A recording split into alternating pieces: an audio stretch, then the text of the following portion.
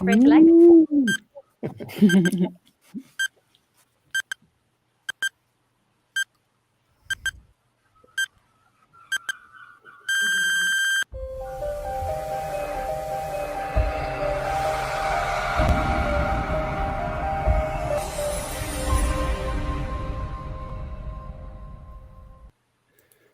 Oh, I've forgotten which buttons to press. Hello. I don't know what I'm doing. Don't worry, you'll be in very good company tonight then, Roger. So we'll all be like, what are we doing? It's been weeks. So we got two guests because we thought that we've forgotten what to do. So we're hoping the guests are going to just pull us through it. We'll try our best. Yeah, no pressure, you two, but yeah. So yeah, tonight we've got a slightly different take on things tonight, because the reason this show came about is because Nella and I went to see, with Tom as well, who is obviously a previous panelist, but we went to see a play called Blood on Your Hands at the Cockpit Theatre in London. And after the show, it was such a powerful, thought-provoking piece, wasn't it, Nella? And we so enjoyed it, and we just thought at the end, like, we just wanted to speak to Anastasia, who was the director and co-founder of Patch Plays, and Grace, who's the writer of the play as well, and they've also collaborated on other projects other than this one. But we spoke to them after the show, and we said it'd be a really good idea if we could get them on and like talk about like the role of theatre as activism and as political intervention, and just the process that goes on, and how it's been received, breaking out of the vegan bubble and all of that stuff. So welcome, and thank you both of you for coming. And yeah, it was a very, very powerful show. I don't know if anyone in the audience saw it, but there'll be other opportunities to see it as well, I believe. Thanks for having us on future. Yeah, thank you. You're very welcome. You're very welcome.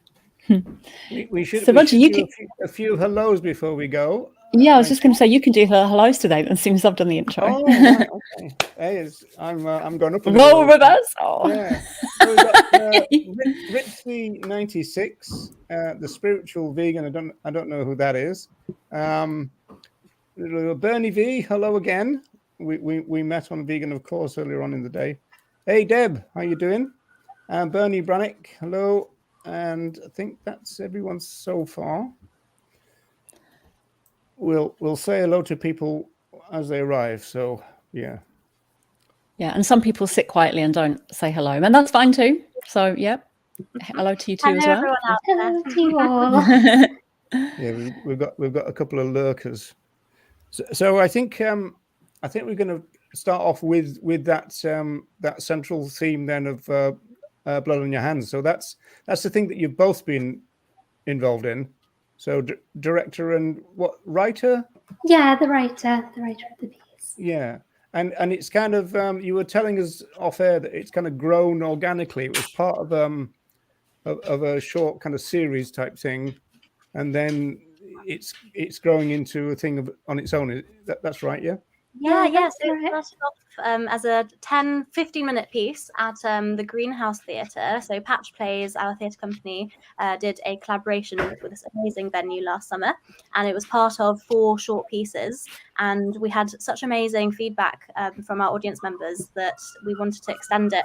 And then Grace went away and wrote this amazing long sort of 60-minute draft version of it that we then performed at the Cockpit Theatre, and that's the one that you saw. And now Grace is back in the drafting and development process and extending it again for another run. So this is what you're talking about, isn't it? This one there. Yeah, that's right. So it was part of 4 other so shows that were on that same night with similar themes surrounding animal activism and sustainability. Grace, and then there's one right at the bottom called Meet Cute. So we'll come back to that one. But yeah, it's blood on your hands here that is the issue. I want to ask Grace about writing of Blood on Your Hands, and what kind of dilemmas did you face how did you decide where to focus, how many topics to involve, how much of your attention was focused on other animals, how much was on humans, on the workers, and the interconnection of these oppressions. How do you get to decide about what you write? Yeah, no, that's really interesting thing that I kind of was focusing on from the very beginning of the piece. And I suppose the kind of thing with any vegan activism when you're trying to reach non-vegan audiences is what will connect with them and what will make them pay attention and actually change their mind, rather than sort of having that close off, oh, I don't want to hear because it sort of shakes up my beliefs and so I don't want to listen to it. So kind of quite naturally, I came upon sort of the human angle of it, which is the slaughterhouse workers. And yeah, I suppose the thing with slaughterhouse workers is, whether you are a vegan, whether you're not a vegan, it's kind of quite a taboo subject from either side with a lot of people. You know, people don't want to think about where their food comes from. It's, you know, they don't want to know. You know, the saying that slaughterhouses, if they had glass walls, no one would eat meat, it is very true. And then on the other side, you know, I feel there is a stigma around it for vegans, you know, sort of, I've fallen into that role myself in the past, thinking, how could anyone do such a horrific job that, you know, causes so much cruelty and is surrounded by so much death? And I suppose that middle ground of how those people get into that role and how they kind of can live their life in that role, and the sort of mental health that comes with that, and how it affects their physical well-being, their mental well-being, all of that kind of comes very much into all of the issues there. So yeah, I settled on this more human approach to it rather than the animals, because I felt like a lot of non-vegans kind of just hear vegans talking about animals and kind of don't want to hear about it. So I guess it's a sneaky way of trying to make people care about humans in a bad situation, and then say, actually, it was about animals all along, and sort of trick them into caring for something that they might not pay attention to otherwise, really. That's really interesting, Grace, actually. And I just wonder, because I know Nella and Tom and I spoke about this afterwards, because we were talking a lot about everything that you'd represented in the play afterwards, but we were talking about how other animals are represented. And I've been thinking about this afterwards as well.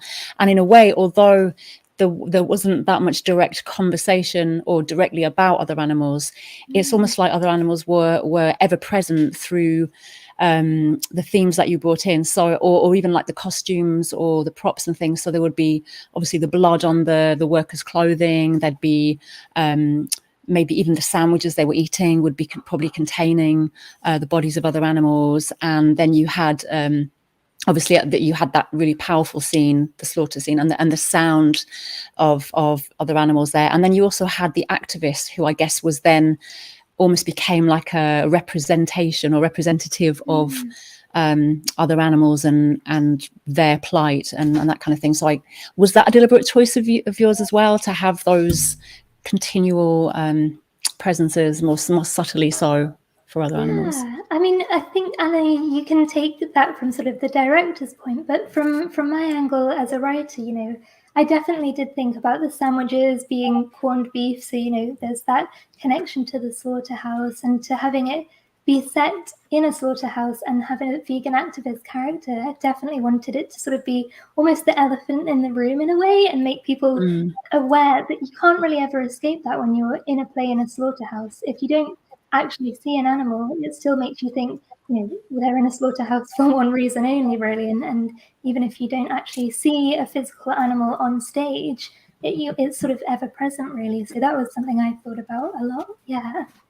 It's in the writing completely, and in creating the atmosphere, like you picked up on with all these details, you know, we wanted to make it really clear through the set design as well, through the sound design, through all of those choices, what location we were in, and that immediately we know where we are, and actually very little needs to be said about it. So the power of the dialogue is the fact that they're not necessarily talking about it every single second. We know immediately where they are from the very beginning, really, and through the action of the play. So not much needs to be said about it. Otherwise, you can switch off quite easily. So we were just, you know, conscious of creating that atmosphere through our lighting, sound, projection, all of that, and let the action just play out. There's actually more about the characters' relationships and the human elements, like Grace said. Do you know what strikes me is that, I don't know whether you know, the International Animal Rights Conference is in Luxembourg every year, but it's actually held in a ex-slaughterhouse. And so you look up on all the hooks and everything, and all the runners, you know, where they used to send the other animals around, you know, from one location to the next, they're all still there. that'd be kind of an amazing location for you in a way. I can't remember what the actual place is called, but if you do International Animal Rights Conference in Luxembourg, you'll definitely find it. Do you think, Grace, that it's was it as blatant as this, or do you think this is overstating it a little bit? But do you think that's what you were up to? You were tricking people into caring, or at least bringing them in and then taking them somewhere that they maybe didn't expect?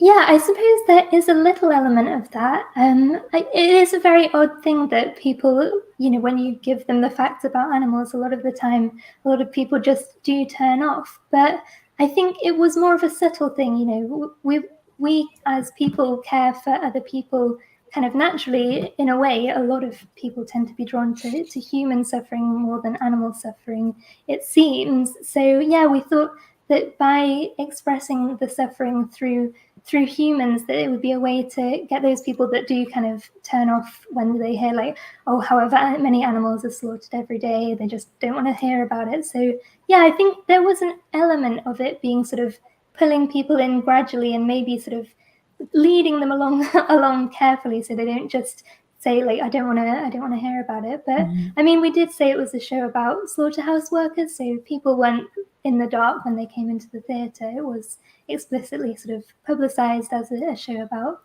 slaughterhouse and that industry. But yeah, I think it was more of a leading process rather than a tricking process, maybe. And also it's entertainment. So I think that when you're thinking about the form of a play, it's not a documentary, and we have to find a way and a form in which people are interested in what's happening. So beyond the political undercurrent and beyond, the theatre company wanting to make people think about where our food is coming from and the political nature of the piece, it's also entertainment, and it also needs to be interesting for people to watch, and there needs to be comedy in it. And there's so much comedy in the play and humour that Grace has written into the characters' relationships. So I think, it's not tricking, it's just creating a form in which people can actually listen and engage, because unlike a documentary, if you just keep talking about facts or dropping in the, what it happens, then it's not really art. So then it's taking it to that next level of making it a form of entertainment and something that people can empathize with. And exactly like Grace said, we do care for the most part more about human beings, and a lot of people first become vegan for their own health. I did, and then later on, find out about the animal suffering and resonate with that. And that's integral to the theatrical experience, isn't it? I mean, theater was also used as a political intervention, even as a means of resistance during oppressive regimes, dictatorships, etc. But during times of peace and even times of peace and democracy, it's a means to make other people think and challenge the status quo and think more critically. So, and a way to educate them sometimes. So it's also natural to get into the theater and without knowing what the experience will be. Exactly. And something that I've struggled with sometimes is thinking that the types of shows I like to see are not dogmatic and aren't necessarily political, and it's like obviously in an obvious way, and that one of my favorite writers is Tennessee Williams, and he famously says in his memoirs and other biographies who write that he was sort of trying not to be moralistic in his writing and not to have the evil or the good character, the good or the wrong. And that's what I love about Grace's writing, because she's not saying, oh, we have slaughterhouse workers, they're the evil, they're the villains, and then the vegan activists are the angels. It's not as black and white as that, and it's so much more sensitive and nuanced. And I think that's what are you telling me there's nobody there with white hats and with black? I'd obviously be completely lost watching it. Maybe next time. Yeah, we'll sort that out for the next round. I think that's really, that you've touched on something really important there, in that when you do go and see a play or even if it was on TV or anything like that, you don't actually want to be beaten over the head with something and like told how to think. I think that is really, people are put off by that. I think it's very off-putting for any of us. I think we like to be, like you said, to be led or even just presented with different ideas and different perspectives that we can then, that are thought-provoking and that create interest and curiosity in us, rather than you need to think like this is how it is. And I think the more we can open our minds to curiosity and then be led into these ideas, our minds can explore them more openly. And I think then that can lead people into thinking about change for themselves, which is, I think, the most effective form of change, when people go there themselves rather than being told they should, because I think people build defenses against that, don't they? Definitely, so I think it's really a brilliant way that you're doing that. Oh, thank you. Yeah, I mean, that's definitely what we were going for. And, you know, there's so many issues in the play that I don't think anyone really has all the answers to. There's no clear black and white outcome. And although we as vegans are obviously there for the complete abolition of using animals as food, as products, as anything, but, you know, in terms of practicality of day-to-day life for people actually working in slaughterhouses, you know, there's no clear, distinct answer of how we go about that, apart from just, you know, being activists for a more vegan future, really, and that sort of makes it a morally grey area with questions that everyone comes out of the theatre kind of wondering about, and it just leaves greater room for more research, for doing that sort of work yourself and finding out everything. And then, I mean, that's what we're aiming for, people coming out of the theatre and then thinking about it and coming to their own conclusions and doing that research themselves, and hopefully going towards a more vegan lifestyle and, you know, hopefully one day being fully vegan. That would be the dream.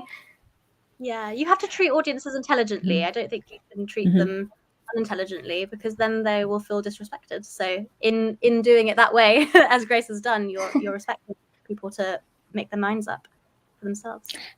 And Deb has got a brilliant question, because we were speaking about this just before, which leads, so thank you, Deb, amazing. Leads us beautifully into this question. Were slaughterhouse workers actually interviewed, or was the play written from a slaughterhouse worker point of view? Yeah, so it was written from the perspective of two young men who work inside a slaughterhouse. And yeah, we did try and reach out to some slaughterhouse workers. The process this time around was very quick, so we did ask for some interviews and they didn't actually materialize in the end. But I did a lot of research in terms of, there's a lot of them on YouTube. I think it was Vice did a really interesting one with an undercover slaughterhouse worker, lots of different snippets of documentaries, lots of interesting facts online. But, you know, definitely as we develop the piece, and hopefully with the longer version and with a longer run, hopefully in the future, we definitely want to connect with the ex-slaughterhouse workers, with maybe even current slaughterhouse workers, and get more of an insight into the day-to-day life for them, and hopefully tell a more realistic, true-to-life version of the story as well. We've met one person at a different scratch night who actually is now a filmmaker, but used to work as a slaughterhouse worker. So we're in touch with him, and we need to interview him for next time, because I'm sure he has amazing, well, horrific stories that we can absolutely take some inspiration from. So, Grace, you mentioned you were redrafting this. What is involved in that, and how will you look to evolve what you've already written? What kind of will feed into that, if that makes sense? Yeah, well, I suppose with the redrafting process, we're kind of looking for a longer piece. So that's where our main focus is on, expanding it, giving more depth to all the characters. I think I think it roughly was about an hour and 10 minutes at the Cockpit, and with sort of 4 main characters there, it was kind of hard to see into all of their depths and their backstories and everything. So I think with this next process, we really want to give more depth to our activist character, who was almost a little bit sidelined to the slaughterhouse workers in the previous iteration of the show. So yeah, I think something I'm really interested in exploring is the road to activism from just, you know, meat eating as she was in the past. And yeah, part of the storyline is her dating one of the workers in the slaughterhouse and eventually coming to the conclusion that she can't live with that reality, and then she transforms into an activist throughout that process. And so we definitely want to see more of her story and how she then took that progression, and what were those turning points in her life to make her step back and realize that her norm was sort of out of sync with her values, I suppose is the way to put it. So yeah, lots more depth for her character. We also had a character who was kind of separated from the slaughterhouse world because she was in Poland, as the main character is a Ukrainian refugee. So yeah, we wanted to focus a little bit more on her story as well, despite her being sort of physically distant from the rest of the characters who are in this slaughterhouse setting. It's interesting because it's all about, from what you've said so far, it's, you know, there's a lot of subtlety and nuance in the piece. So were you prepared, or have you received any pushback from vegans who are saying, hang on a second, you've forgotten the animals? Did you get that, or were you expecting that, or are you going to try to go, hang on a minute, you know, let's see, you know, read between the lines type of thing? Yeah, I mean, Grace? I only had one comment, which, you know, I think it's a really fair point, and I think we should be making those points. I'm not going to sit there and say, oh no, like my way is the only right way. I think it's a conversation that should be had.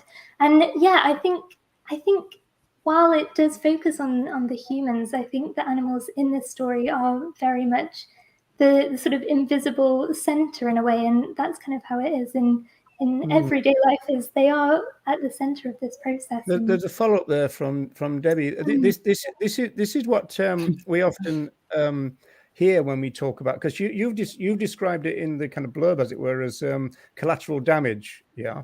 So this is the kind of thing that people tend to focus on. Well, first of all, that's the question, but also the other side of that is, I wonder whether in your research that you've done already, whether you've actually found people who are not finding it stressful to be in a slaughterhouse and actually enjoy it. Yeah, well, to answer Deb's question, we definitely do focus on most of these things. I don't think we really have anything to do with domestic violence in this version of the story, although, you know, a lot of cases around slaughterhouse workers, I'm sure that's very prevalent. But yeah, you know, addiction, mental health issues, things like suicide, we do look at in quite a lot of depth.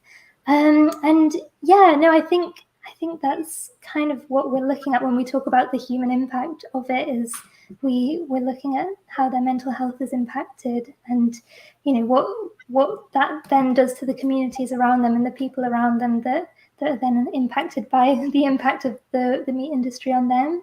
So that's what we're going for, yeah. And I was really surprised of how dense your piece was. I mean, you have the oppression of other animals. You have the oppression of slaughterhouse workers. You talk about masculinity and everything that within patriarchy is expected from men. You have the refugee issue.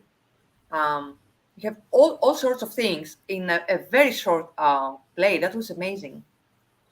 Oh, thank you. Yeah, that's why we're trying to give it a bit more time to breathe, because I think we have so much that we want to just give a little bit more time to each of those different issues and let them kind of, yeah, settle and not be also crammed into only an hour and 10 minutes, I think, is the next step. Yeah, you're going to get to a point though where you think, how did it ever fit into 12 minutes? You'll be thinking that, won't you? Yeah, definitely. I don't know how we did it. Well, Grace sort of went from the beginning, you know, the first plot point to the last plot point was the 50-minute draft, which was amazing. Right. And it worked. It works really well as a 50-minute piece, but it focuses just on the men, and we don't go into the backstories. And then you sort of just extended it. So, yeah. Yeah, kind of has been a process where we've always known the beginning, we've always known the end, and now it's kind of like pushing them apart and filling in all the middle. You're injecting loads of things into the middle bit now. Yeah, totally. The filling. And we were talking before as well, and this is something that I know Nell and I were both very curious about when we saw the show as well, is knowing that most of the cast and the crew and everyone working on the performance and behind the scenes and everyone were actually non-vegans. And then that kind of ties in with another question that I have, and this probably fits together in that, how do you feel staging plays like this can break us out of the vegan bubble and actually reach wider audiences that you know, wouldn't normally maybe come across topics like this. And because obviously we're, you know, here on shows like this, most of our viewers here are going to be vegans and animal rights people who are very much, you know, we are preaching to the choir, as it were. But it seems that especially casting non-vegans, you are reaching much wider into the public non-vegan demographic. It's so important for us to have the vegan support. So we need all the vegans to come and see the shows and support us and cheer us on. But it's exactly that as a company, you know, from the beginning in 2020 when we set it up, we were very sure about the fact that we didn't want to become this really closed off cult-like bubble, because then we weren't going to be accessing people who haven't thought about it before. And it ties into what we were saying before in our approach to theatre making as well. And I just thought to myself, you know, there are so many incredible creatives and actors. And the best thing about the best actors, which is who we had in our play, is they are empathetic and they are open-minded and they bring that into their performances. However, as you said, they're not vegan. And we made that decision because to me personally, if you're only casting vegans and if you're saying, you know, this is an only vegan forum, you are closing off so many opportunities for discussions, and then you're discriminating against people because of that as well, rather than giving the opportunity and the space to actually talk about it. And it was amazing. Our assistant director, Lucy Corley, she was doing a lot of research, and she presented some footage from things like Earthlings on the first day of rehearsal. Maybe it was the second day, and all of our cast have never seen anything like this. It's worth saying, actually, one of the actors is vegan, Fred, but the 4 others hadn't ever seen any documentaries about slaughterhouses and were absolutely shocked and were genuinely surprised about how horrific the goings-on were.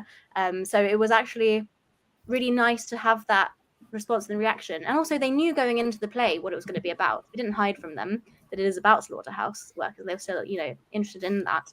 Did you get any refusals, though, Anastasia? Did you get anybody saying they won't take part in a kind of vegan theme? I mean, I know somebody who's written a kind of vegan-themed piece, and they had difficulty even getting vegetarians to take part because they thought it was a bit too much.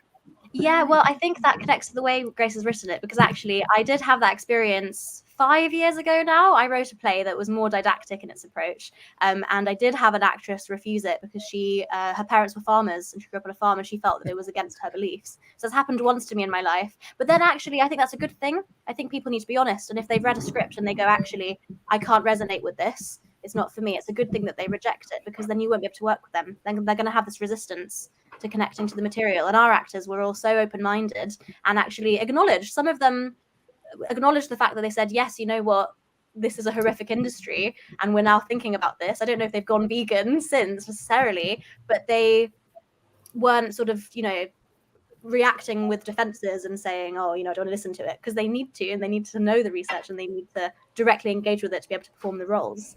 And then naturally, as we were saying earlier as well, they then bring all their families and friends in who are mostly not vegan as well. So then by doing that, you're actually bringing everyone in rather than saying this is just one certain avenue for only vegans. And I don't think that's what, you know, creating art's about. It's not just catering it to one audience. Definitely. That's really interesting. I got a question in sense of the writing, Grace, which is I used to know a playwright who's been quite successful now, and but when he was writing for theatre, he said that often actors would say, you know, I can't say this line, and his attitude was just tell them to say the line. But I just wonder whether there was any particular line in your play that some of the non-vegans didn't want to say, or it was difficult for them or something.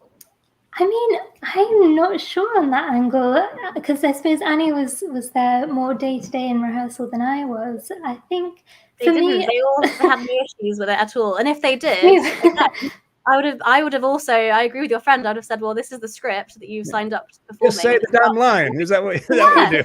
If you're not the writer, then don't rewrite it. You know? But we did have a lot of improvisation, ad-libbing. Grace is very generous. We had actors who were incredible improvisers. and threw in a lot of stuff. And Grace was very generous with allowing them to do that. But we didn't have any resistance against any of the lines because they're sensitively written.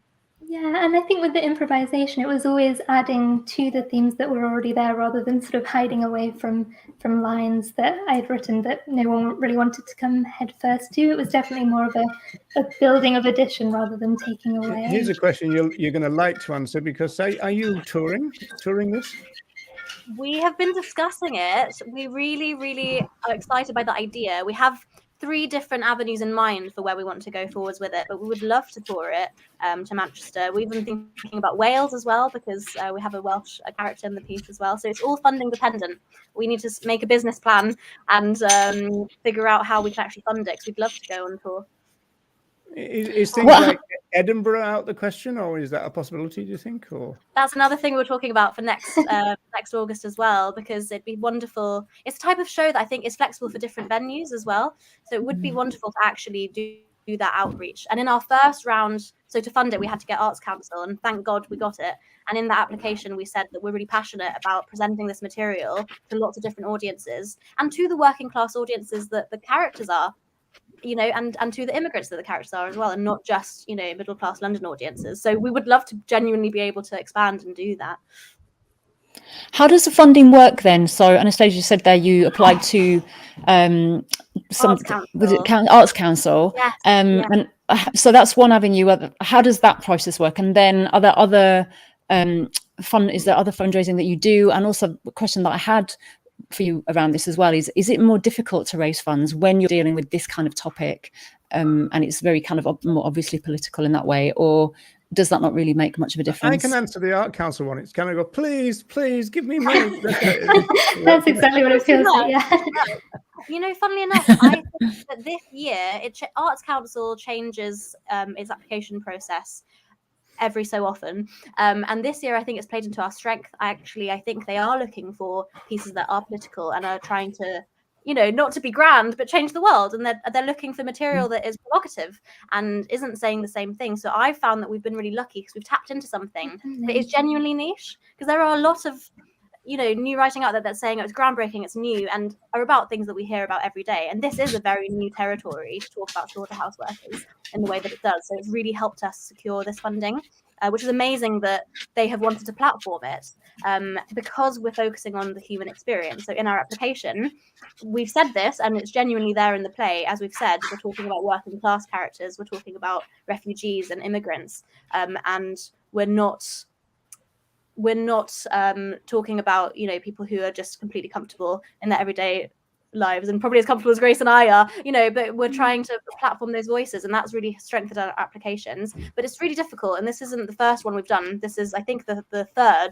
So 2 plays we did last year didn't secure it, and we had to crowdfund. So that's another avenue, getting all our vegan friends and family who are amazing, and just spreading it through social media, and donating to us. And also we're also in the process currently, as you're saying about fundraising, of trying to find vegan businesses to partner with and finding sponsors who can support us as well, because Arts Council is wonderful when it happens, but it's a lottery, and a lot of the time we need to sort of branch out and find private investors. And then the third avenue of funding, we've been doing a lot of variety nights. So we do these sort of scratch nights where we reach out to lots of different new artists who are emerging and trying to do similar types of work.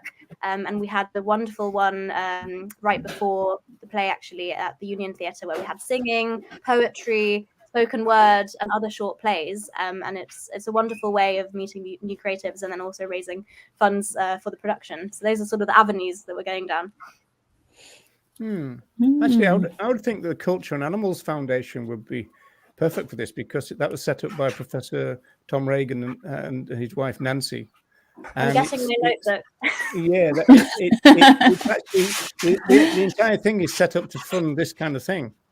So yeah, the Culture and Animals Foundation, it's called.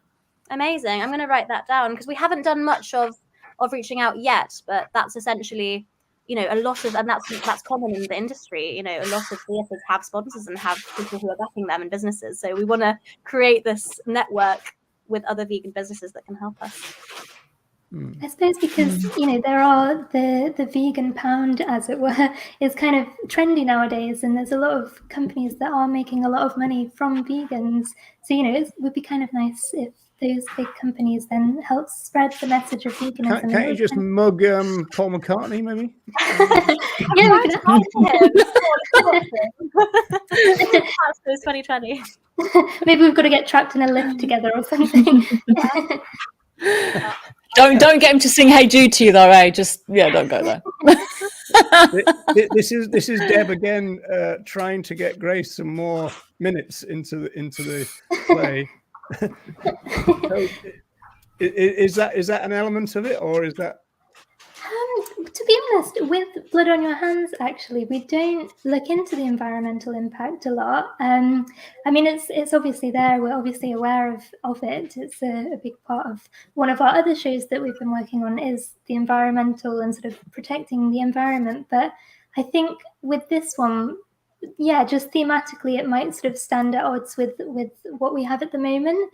I mean, maybe there is a way of bringing it in sort of terms of we're looking at war, we're looking at how, you know, sort of the internal war of mental health, but maybe there's a way of slightly hinting to the destruction caused on the environment as well. But I think with this piece, we don't want to add too much that people are sort of. No, I mean, there's bound to be a process where you think, well, we've got it now, and we don't really, you know, it wouldn't help to add, would it, kind of thing.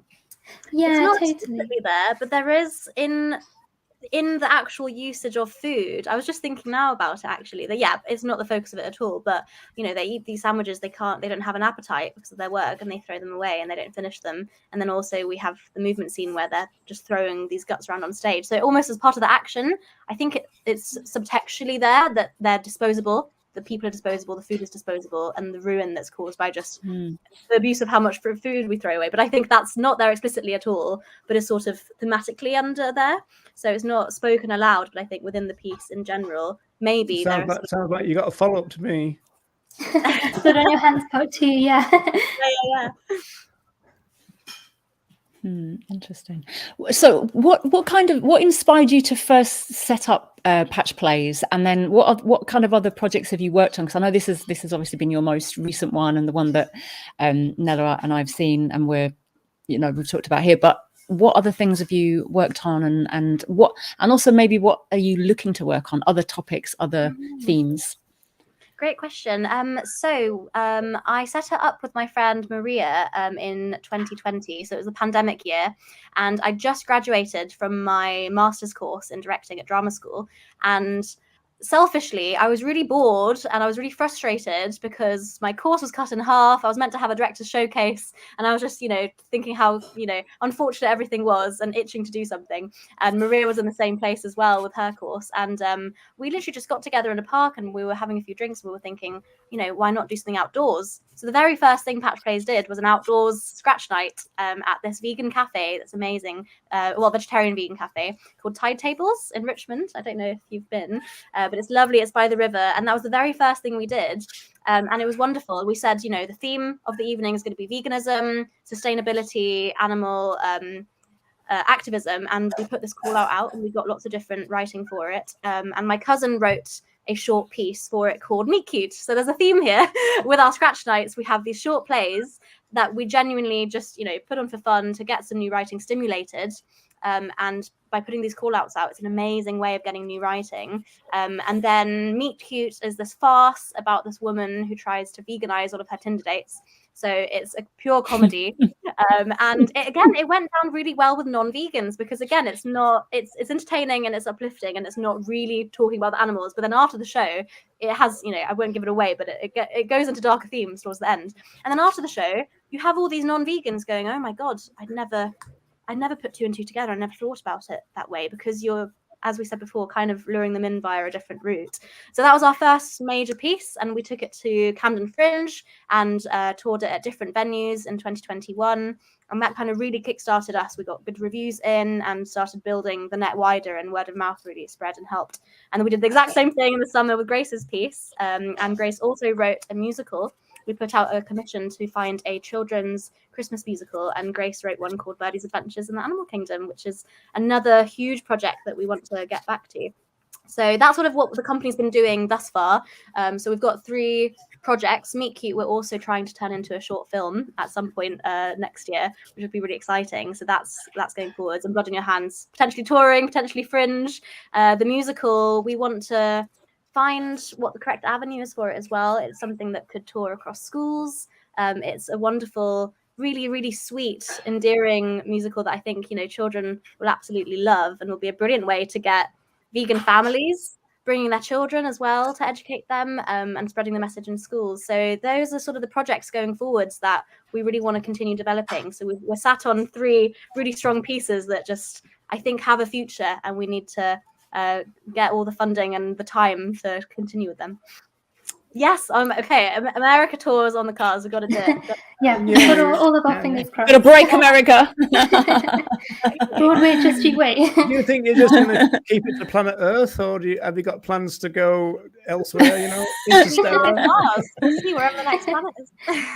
As long as we can get there environmentally friendly, we'll be there. Give Elon Musk a call. Yeah, I'm sure he'll do. Or not.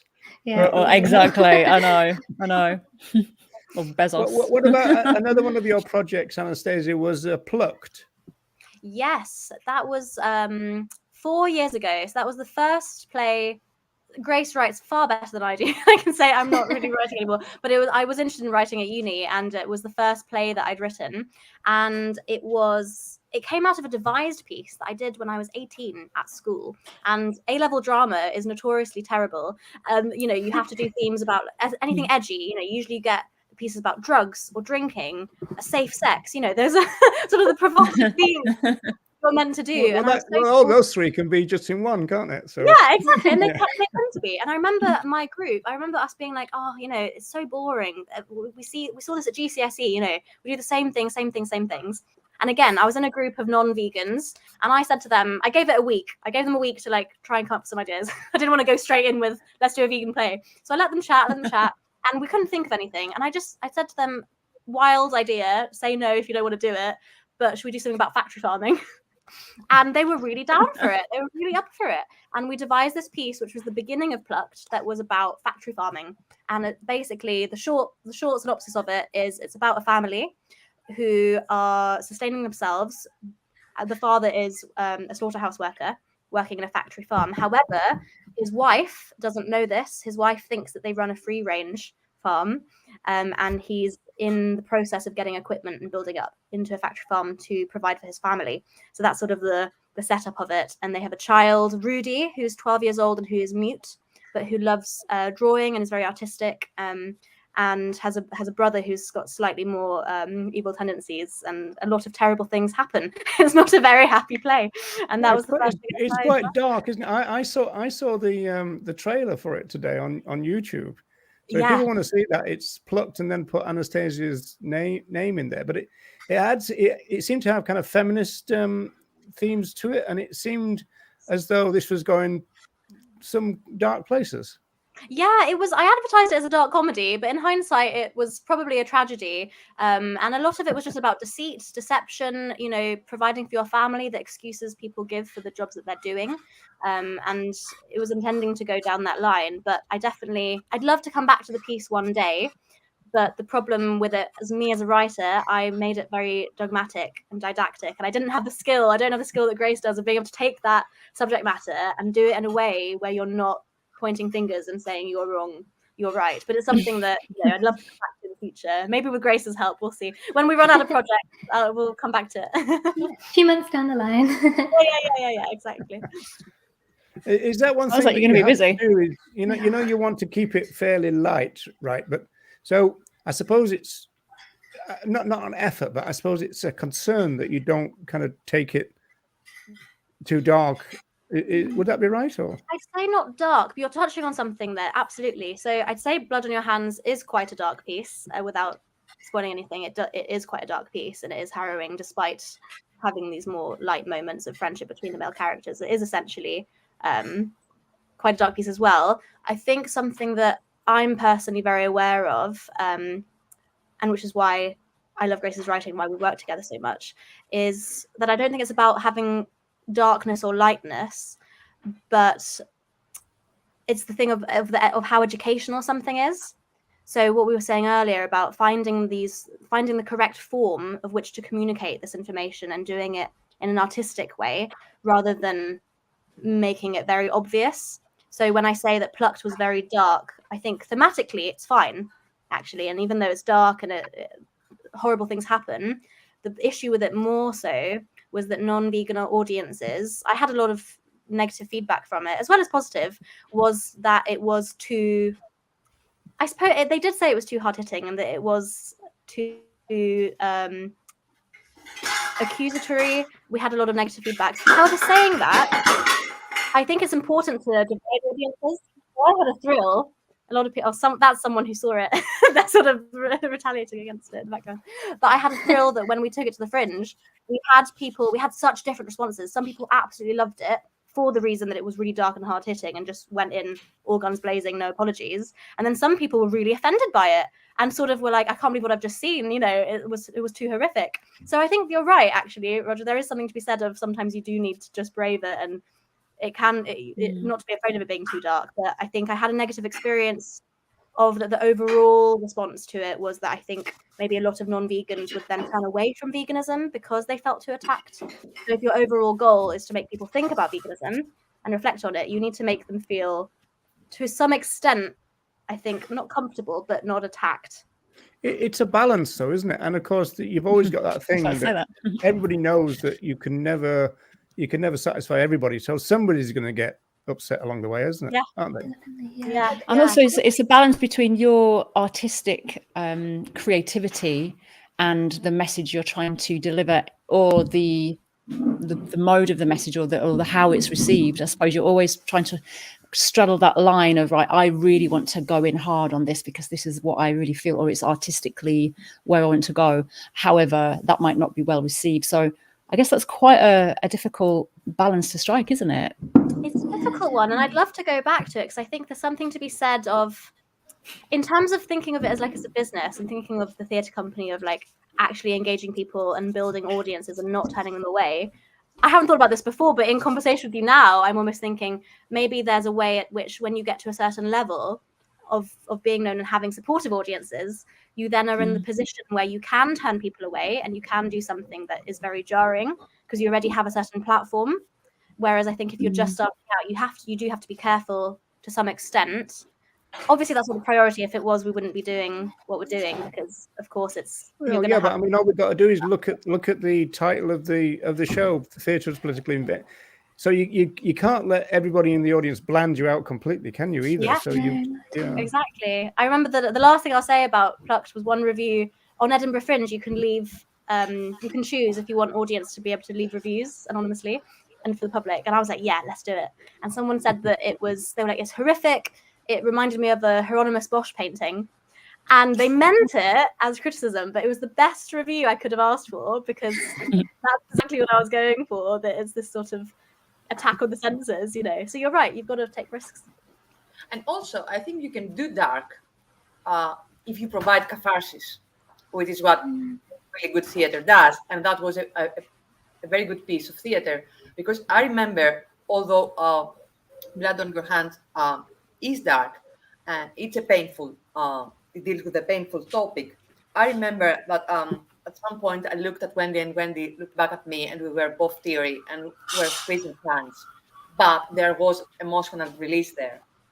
So you provided catharsis, and that means that you can go as dark as you want, in my book. Yeah, definitely. And sort of the humor and the lightness that we explored was definitely, on my part, sort of when I first went into this as a 15-minute piece, I thought, how can I write a piece that isn't just so gloomy and so depressing that people come away and just think, oh my God, I'm so miserable. So I think, having that lightness was something that, was a way to draw people in and make them experience the sad parts, make them experience the dark parts, but let them experience the lightness as well, so that they don't, come away just closed off to it all, which was a big goal of the whole piece in general was to have catharsis, to have moments where people could breathe and care about the characters. Because I think if people came away and they didn't care about Dan and Casimir, the two leads who work in a slaughterhouse, they wouldn't care about the meat industry. They wouldn't care about the suffering they go through. So I think creating characters that people genuinely care for and sympathize and empathize with was a way that hopefully the activism can then go further and make people think about Dan and Casimir next time they go to Tesco's and buy, some chicken or something. That's hopefully what we aim for. I love Joanna's comment when they say, true that we can't make everybody happy without activism because we aren't pizza. We aren't pizza. That's brilliant. I love that, Joanna. But one thing I was going to ask about that actually to both of you is, do you think there's a way that because obviously you're staging these plays and they're well written. I think the casting was really, really great as well. The two leads, I think they brought over the humor and the empathy, that you could really empathize with both of those two men really well, because of they were both really, really good at playing their parts as well and delivering your writing. But just the humanness they brought to it, I thought they were really engaged. I really could engage with them and their characters, and they did bring humor and lightness to it themselves, just as as actors. That was really a big part of it as well. Well, I think they were really well cast for those two. Well, everyone was, but I think obviously the main two are the ones you focus most on in this particular piece. Come on, Wendy, they just say the damn lines. That's all they're doing. We know better than that. But one thing I was going to ask is, forgot what I was going to say now. I was rambling on so much about the acting. I did have what was it? About flipping heck. Oh, it might come back to me. What was something to do with I apologize for cutting you off there, because I didn't mean to do that at all. Yeah, it's your fault. It's your fault, Doug. I blame you. I can't remember. Yeah. I did have a question about oh no, that was it. Do you think that there's a way that we can or with what you're doing, that you could perhaps bring different forms of activism together, so that, for example, is there a way of consolidating the message in the performance that's just been given, in terms of maybe literature that might be given out, or a Q&A with both of you, or with the actors, or with people who are kind of feeling strongly about the message, or with outreach perhaps before the event, after the event? Are there other ways that you might have thought about that might consolidate the message that you're giving? Those are fantastic ideas and things that, to be honest, I haven't thought about before, but it's something that would be wonderful to do, to actually have a follow-up after the play for when people are interested in learning more about it, to be able to join us with activist events. And it's something that I myself at least would love to actually consider more. So I hadn't thought about that before, but I think those ideas are wonderful. And even in the little I know about activism in its purer forms, you look at Peter, and some of those are performance pieces as well. So there is a bridge between theatre as performance making and activism. So I wonder if there's a way to bridge things there as well. No, definitely. You could say, here's your ticket and here's your application form for the Vegan Society. Yeah, make them fill it out before they leave the theatre. Yeah.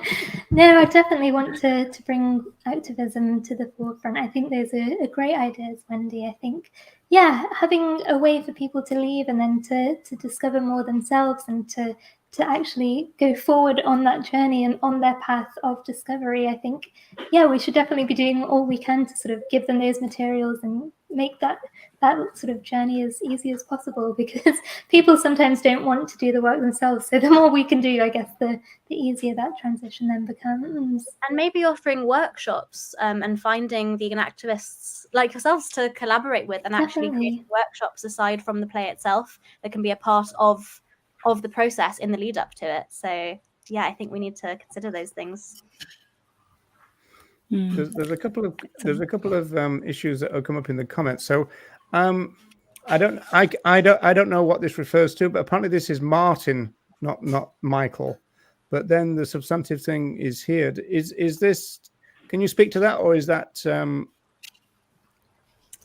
Grace, I don't know about you. I personally don't know McDonough. I do know Michaela Cole's I May Destroy You, and I love the show. So I think it's brilliant. There's a comparison there. No, I don't know McDonough either, actually, but I'll definitely do a bit of research after this. But yeah, I think that's yeah, write it on the list, and we'll look into it more, because I think that's kind of the core of what we were doing. Well, we always like to give our guests a lot of work to do, don't we, Wendy and Noah? Yeah, homework. Yeah, Homework. Get your homework diaries out, folks. Come on. And this one, on the viewers. This is an interesting idea. Do you ever get a member of the audience storming out because they are not the centre of attention? It's brilliant because all of the negative memories are coming up from Plucked, because I did have people walk out on that show as well. Luckily not with blood in your hands.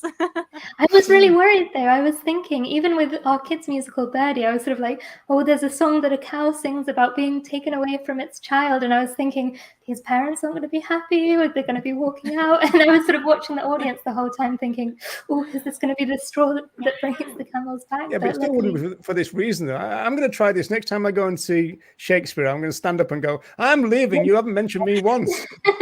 Well, I would like the audience members be like, it's now your turn. Join us on stage. I think that'll terrify people even more. Yeah, surefire way to win an audience there.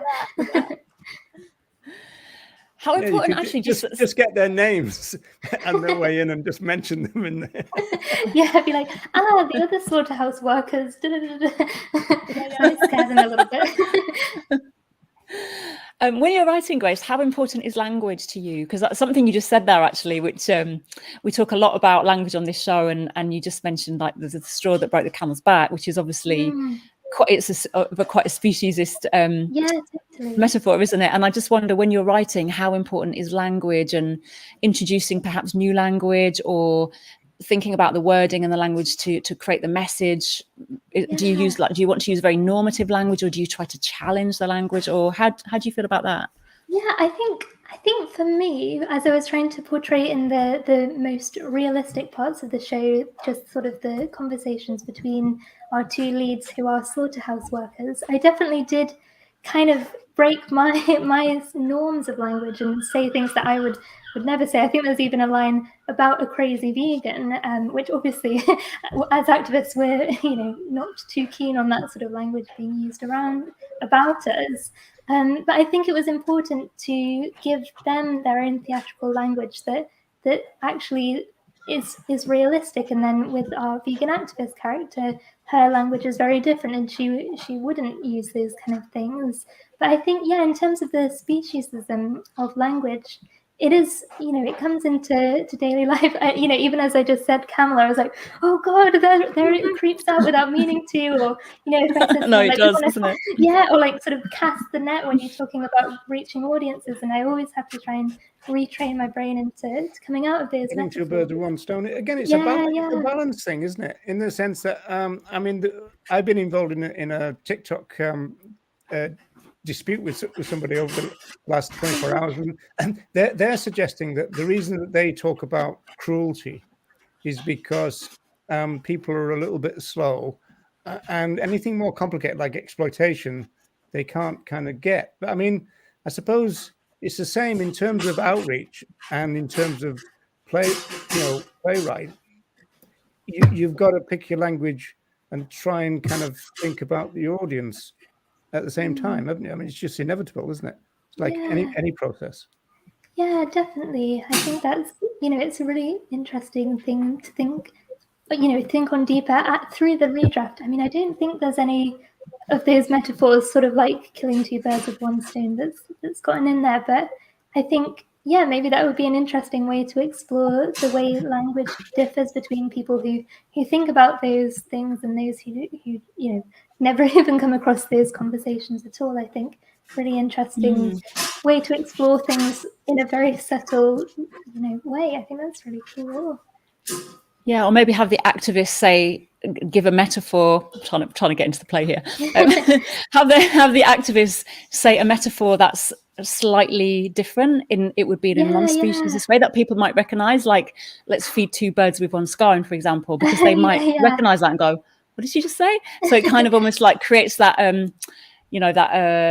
that challenge or whatever, that kind of spark of curiosity, and like what was that? I think I read a list of sort of the vegan alternatives to those metaphors, and I thought it was just the funniest little thing. Yeah, I loved it. This is what I was thinking. Obviously, you can get characters within the dialogue. Kind of somebody says something that somebody else either wants to challenge or just say, you know, oh, don't bring your PC language here and that kind of stuff, and then that highlights the language, then, doesn't it? I suppose. Yeah, definitely. And I think with this relationship between a vegan activist character and a slaughterhouse worker, going forwards, that's what we want to expand on. And I think there are moments in this new draft where she is going to sort of call Dan out for his actions in his work, and you know, that language comes into that as well. I think I had a scene that I cut, which had a moment where he's made a very offhand comment about, you know, killing animals. He only did it when he was working or something like that. I can't quite remember. And she then, you know, took that apart and said, like, you know, you shouldn't be saying things like that. It wasn't quite as obvious on the nose as that, but I think it is a very. Yeah. Have you ever seen what's he got? Simon Amstell's Carnage. Have you ever seen that? Oh yes, no, I've heard many great things, and I know a lot of people who've watched it. Martin Freeman's in that, and he's playing a kind of long-suffering kind of relative of someone with Alzheimer's, I think, and he starts to call another animal it, and she pulls him up on it a couple of times. You know, why do you keep saying it? And he's going, Mum. You know, so you know what's the problem, type of thing. And so I suppose that's how it's done, I guess. Yeah, sort of the objectification of life in that way. And just going back to Martin McDonough, I don't know how you pronounce that. Martin McDonough wrote and directed 3 billboards outside Ebbing, Missouri. It was the film, wasn't it? With can't remember the actor's name now, but yeah, it was really good, actually. Yeah, really good film. Brilliant film. Well, I feel very honoured to be you know, compared. Thank you. Intriguing title. I've never heard of that before, to be honest. There you go. Adding it to my list. It's growing after this. Folks, we've just come to the hour. Yes. Are we trying to stay to the hour today, or are we looking to go a bit further? I'm easy. It's a question of whether we got any more questions, I suppose. Well, it is. We usually aim for an hour, but then we're really rubbish at keeping it to the hour, aren't we? So I just thought I'd put it out there. Grace, when we actually land on an hour, we're so surprised that we don't know what to do with it. Yeah, we're actually shocked. Grace and I, whenever we Zoom, we literally had a 4-hour Zoom call the other day, so you've got to be careful. We kept running out of time and reconnecting. Gosh, this is going to be the last one, and then 7th zoomed out.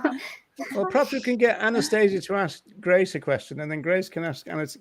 Give it a few more minutes. What do I not know, Grace, about you and what you're writing? Oh, I love this, taking this seriously. Yeah, go on. A really difficult question. Go on. Okay. Let me think. While you're thinking, Frances McDormand, thank you. It's your 96. Thank you. Got such brain fog today. Is there anything? I've got it. Is there anything that you are afraid of trying on stage that you'd like to? Not even in connection to blood on your hands, but like anything in general that is like something you'd want to try but you're a bit scared to.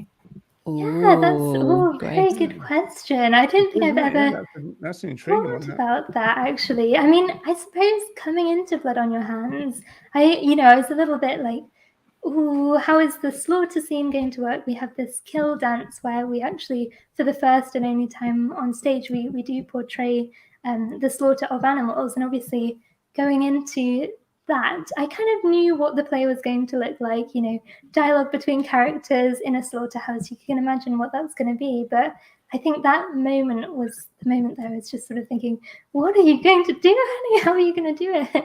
And so I think that was maybe a bit of a fear, was portraying slaughter on stage and how to do it in an effective way that makes people think and that is gory and that, without being so gory that you then end up exploiting animals in the process, which is a tricky thing.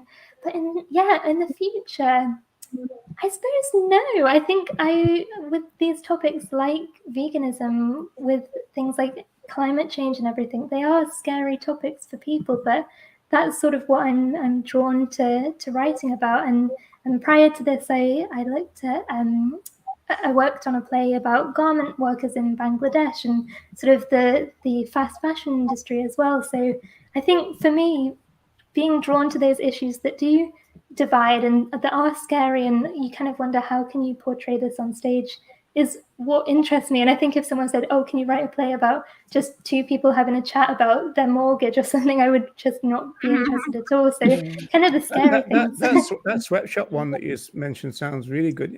Like the United Colours of Benetton type thing, wasn't it? You know, there was a thing a few years ago when there was one of their factories collapsed and loads of people got killed. That's right. No, definitely. Yeah, that was part of my research went into that, just because, again, it's all to do with exploitation, really, and whether that's human life or animal life. I think that cycle of exploitation really interests me and makes me empathize. There's a funny story where at one point Nike started to offer people for an extra fee on their sneakers or runners or trainers, whatever you want to call them. They would put a slogan or a name, and so somebody asked for them to put sweatshop on it, and they refused. Wow! Oh gosh! Yeah. There's good play in that. I know. Yeah. Let me write that one down. So much material for those plays. Excellent. Grace, have you got an equally evil question for Anastasia now then? I cheated. I knew Grace was a brave writer, so it was a bad question. It was a cheat question. Have you ever had anybody you can't direct? Yeah, that's a good question. Yes, I have. They weren't a blood on your hands. They were all wonderful. I have definitely worked with an actor before who I couldn't direct, but also I was at university, so we were all doing it, all of us, myself including, at a very amateur level. So I've never had a professional actor who I couldn't direct. I think that's the key difference. That if you have a professional actor, they will take on direction. And actually, the actor who I struggled with, it was nothing to do with acting and more about personality and about ego. So that's why I kept saying so much today about how important it is to me to have open-minded human beings that I work with, regardless of talent, but being an open-minded human being. Because I think that's the key quality that makes a good actor. And the person who I couldn't direct didn't have that quality. So, yeah. Do you ever see a famous actor, or even see a documentary about a famous actor and think, blimey, I imagine that person's going to be a nightmare to work with? Do you ever? Oh my god, yeah. My favorite actress, Vivian Lee is my favorite actress, and I think she's remarkable. And it ties in because Tennessee Williams, she was in Streetcar. And you hear about her having, she suffered from bipolar. I don't know if they were aware of it at the time, but she was notoriously known for having these really severe mood swings. And I don't know if she was difficult to work with or not, but I can imagine that, having such immense emotional depth and pain, I don't think is necessary to being an actor, but sometimes there's overlap. And I can imagine, you have characters who are very difficult to work with because of their own personal goings on, which can sometimes often make them really good performers as well. So people are so different. And I can imagine there are so many different famous actors like Vivian Lee who probably were occasionally difficult to work with. It's interesting. You'll never know though, because, you'll never be able to meet them from the past. No, need a time machine. Yeah, exactly. Have that time machine. Yep. Right. So, well, I think we might be done then. So that I thought those last two questions were better than our ones, really, to be honest. Yeah. Well, they didn't need us after all, did they? They just needed to needed each other. Thank you so much for having us. It's so nice just to talk about our favourite themes. This has been so fun. Brilliant. It's been really good. Oh, typical of our arty people, they just want to talk about themselves all day long. The egos are enormous. Have you given us any ideas for what to do next? So, we need to credit you in our next yeah, definitely. So where people can find you and keep on track with your projects and contact details. Yeah, that'd be great. Yes, so on all of our social media, so we're on Facebook, Instagram, and Twitter. We're Patch Plays 2020. So if you want to follow us on that, you'll be able to keep track of, the future of Blood on Your Hands and the other projects that we talked about. So that's our company's handle. Yes.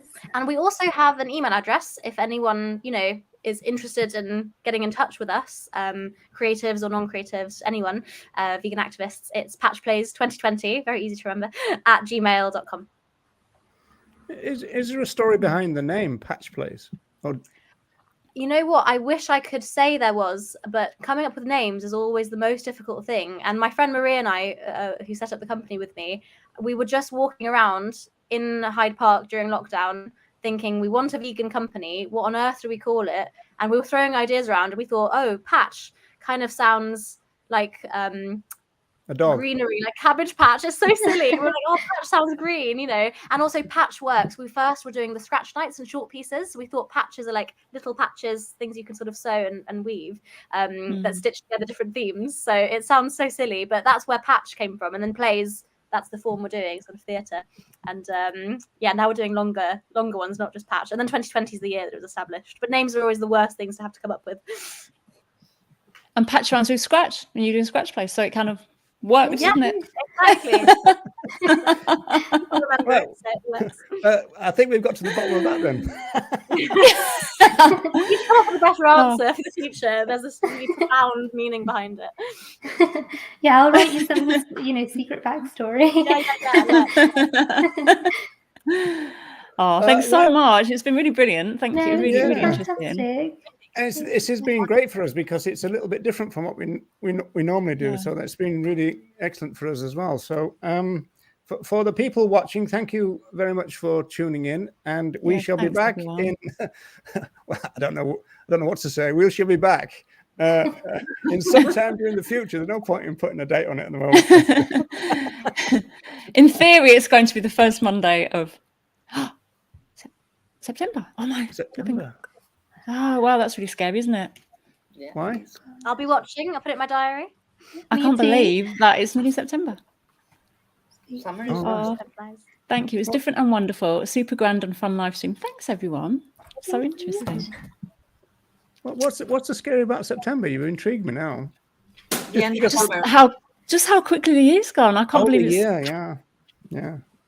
It's like, what happened? I woke up and it's like nearly September. I'm like, Yeah, just I've been hibernating. It went for everybody else, waiting for a show from us.